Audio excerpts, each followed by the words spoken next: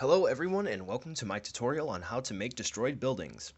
I use these buildings for my Kaiju figures, but these can be used for Wargaming general diorama displays and other figures like mechs. First, let's go over a supply list. You'll need foam board, balsa wood. This will be the main core of the building. And also to go along with that, you'll need paper clips, paint brushes, paint, some glue, any kind, I'll explain more later, and a cutting board of some kind along with an X-Acto knife. And you'll also need a metal ruler. Let's get started on how to make a building. First, use your ruler to mark out on the foam board how long and how wide you want your building to be. For this one, my building is 3 inches by 3 inches. You need to make these marks to help guide you when you cut the foam board. Once you thicken your lines, you can begin cutting. Use the ruler as a guide for your X-Acto knife as you cut so your cuts are nice and clean. You need to cut out 4 walls for your building along with a floor piece.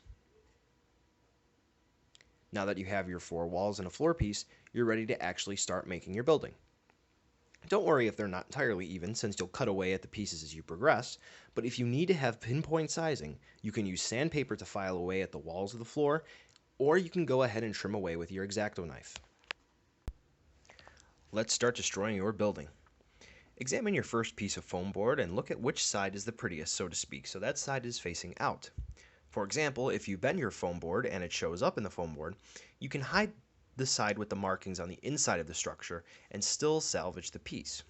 Also, make little marks on the foam board which indicate which side is the inside of the structure and which side is the outside, just to help you get your bearings. Now, take your knife and cut away. Go freeform, cutting where you want on your first wall. If you rip the paper off as I did here, that's fine. It's texturing for later when you go to paint. As you can see, just make some nicks here and there on your cuts too, and repeat the process for all of the walls. Now, notice the destruction on my pieces. There's a bit of thought here, and it's not just entirely chaos. In my example, I'm imagining that a kaiju slammed into the building, and I need to reflect where the damage actually is on that building. Since the kaiju lands on one side of the building, I gash out the last wall, taking a huge chunk out of it. Though it looks chaotic, there is thought in it. Also remember, save most of the chunks that you cut off for later. You can still use those. Remember, you're making buildings with people in them. These people need to look out, so take windows into consideration. You can use the technique I show here simply by cutting out a square in the foam. It's simple and easy. But also remember that since it's a destroyed building, you don't need to add in too many windows to your building, because this technique of adding windows to your building can also be used for adding destruction.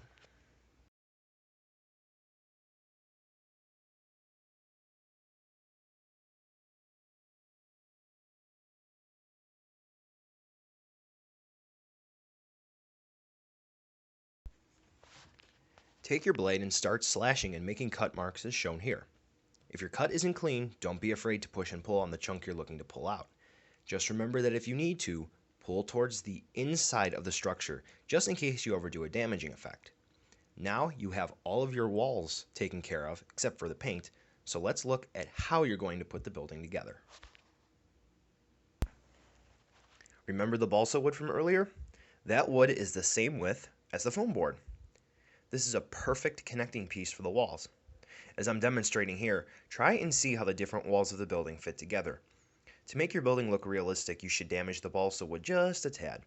You can cut the wood to give it a cleaner look, or snap it to give it a damaged look.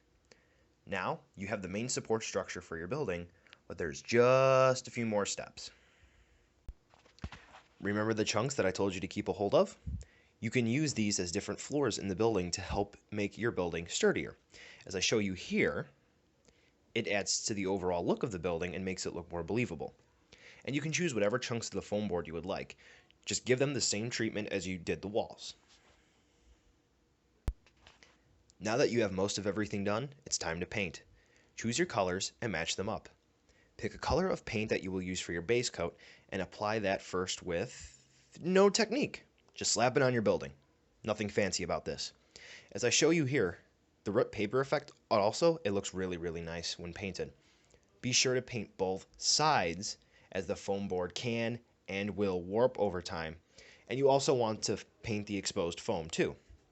You may need to paint on multiple layers to get it to look just right because one layer can look streaky, but that's fine. Just paint as many layers as needed. Now, go ahead and choose another color, something that goes with the base color of your building. Paint your support beams or your cut pieces of balsa wood this color. Now, all the parts are painted, and it's time for assembly. Almost. This step isn't needed, but it does bring out your building a little bit more. Since your building is a destroyed building, it won't exactly look clean, obviously, and it needs to look dirty, kind of like rubble is going everywhere, and it looks dusty. One way you can do this is with dry brushing. Get a little bit of paint and put it on your brush, just a little bit, and lightly brush it on your building. You can differentiate the intensity of the paint by wiping off a little bit of the paint on the paper towel from your paintbrush. Just do the techniques as I show you here. Now, finally, assembly. You can use white glue, but it does take a long time to dry, or you can use project glue from a company like, say, Woodland Scenics, and that will dry really, really fast. Here, for the beginning, I use super glue, and I found out that it doesn't work too well. It does weird things to the paint, and it also doesn't exactly connect well together. So I would suggest investing in some project glue. Note that both normal and project glue will dry clear, so don't worry if you put too much on. To put your building together, put the glue on the building's exposed foam and attach balsa wood to this glue on the exposed foam. Let it dry a little bit and repeat the process for the 3 walls and the base of the building, but don't add in the 4th wall yet. Now, add glue to the extra floor pieces and slide them into place. Again, don't worry, the glue will dry clear, as I show you here. If you're using project glue, you don't necessarily need to worry about stability because when you slide in the floor, as I show you here, it'll be enough to support it. You don't need to worry about setting a toothpick underneath it to keep it in place. The glue will help do that. Once you're done adding in your floors, go ahead and glue in your 4th wall. Now, remember the chunks from earlier? The big ones, as I said, can be used as floors, while the small ones can be used as dangling chunks of your building, as I show you here.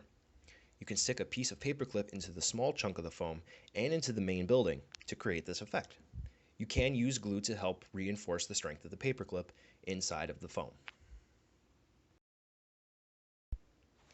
And that's the gist of it. That's how I make my buildings. If you need help with anything, just drop me a comment and I'll do what I can to help you. Can't wait to see what you all make. Go ahead and send me pictures of your latest creations.